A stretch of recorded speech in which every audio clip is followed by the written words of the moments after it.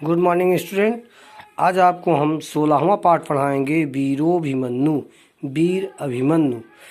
देखो बेटा नीचे, वयम सर्वे जानीया यत् महाभारतस्य युद्धम अष्टादश दिनानि प्रचलत। हम सब जानते हैं कि महाभारत का युद्ध 18 दिनों तक चला।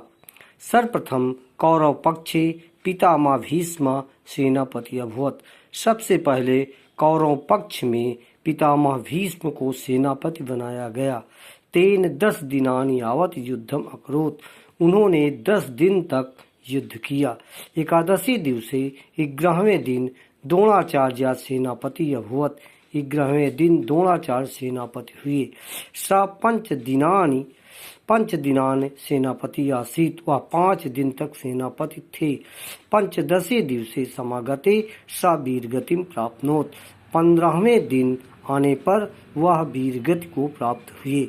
तदंतरम इसके बाद कर्ण दिनद्वयर्थ पर्यंता सेनापति अभवत।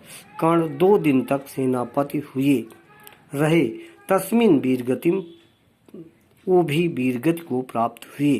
प्राप्ते अर्ध दिने, और 18वें दिन अर्ध दिन शल्या मातुला युद्धम अकरोत्। 18वें दिन दोपहर तक मामा शल्य युद्ध किया।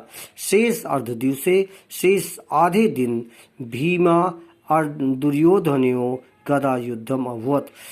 आधे दिन भीम और दुर्योधन का गदा युद्ध हुआ। ठीक है बेटा, नीचे पैराग्राफ। अस्य युद्धस्य त्रयोदशे दिवसे यदा गुरु द्रोणाचार्य कौरव पक्ष सेनापति आसीत्। उस युद्ध में 13वें दिन जब गुरु द्रोणाचार्य कौरव पक्ष के सेनापति थे, तब दुर्योधन स्वविजयार्थम, अपनी विजय के लिए द्रोणाचार्यम अतीव प्रार्थनाम अकरोत्। द्रोणाचार्य से अतीव प्रार्थना किया। द्रोणाचार्य उससे अकथयत, बोले, यदि युद्ध में अर्जुना कदाचित सन्निहिता न भवेत्। यदि युद्ध में अर्जुन कहीं मेरे सामने नहीं होगा, तब विजय श्री नूनम तयो भविष्यति, तब तुम्हारी विजय निश्चित ही होगी।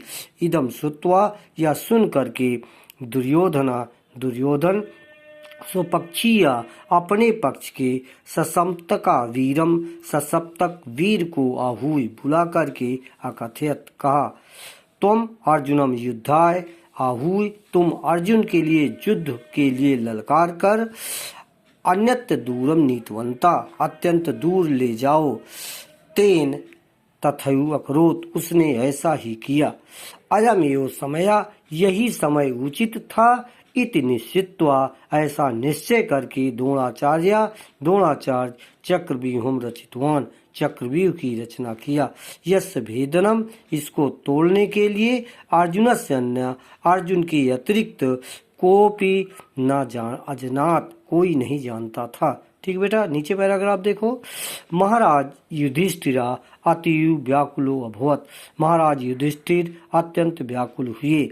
तस्मिन् समय, उस समय अर्जुनस्य पुत्र, अर्जुन का पुत्र अभिमन्यु युद्ध क्षेत्रम प्रति प्रस्थानम अकरोत्, युद्ध मैदान की ओर प्रस्थान किया। यत् सा चक्रव्यूह भेदनम विधि अजानत, वह चक्रव्यूह तोड़ने की विधि जानता था। नीचे पैराग्राफ बेटा। किंतु चक्रव्यूह द्वारे एव स्वपितुस्वसु पति सिंधु राजा जयद्रथा युधिष्ठिरा भीमा नकुला सहदेवा सर्वान अरुद्धवान। किंतु चक्रव्यूह के प्रथम द्वार पर ही अर्जुन के बहन का पति सिंधुराज जयद्रथ, युधिष्ठिर, भीम, नकुल, सहदेव, सर्वान और सभी को अरुद्धवान रोक दिया। अधुना, उस समय अभिमन्यु एकाकी आसीत्, उस समय अभिमन्यु अकेला था। सा चक्रव्यूह मध्य, वह चक्रव्यूह के मध्य में प्रवेश करके अति बड़े पराक्रम के साथ युद्ध करता हुआ बहवा वीरान अहनत, बहुत से वीरों को मारा। अंत में द्रोणाचार्य, कृपाचार्य, कर्ण, अश्वत्थामा, बिहदल, कृतवर्मा आदि 7 योद्धाओं मिलकर के अभिमन्यु को निशस्त्रम कृत्वा निशस्त्र करके एकाकिना तम हतवंता अकेले उसे मार दिए। उन योद्धाओं को धिक्कार है जिन्होंने अभिमन्यु को वीरगतिम लब्ध्वा वीरगति पहुंचा करके अभिमन्यु वीरगति को प्राप्त करके अमर हो गया। थैंक यू बेटा।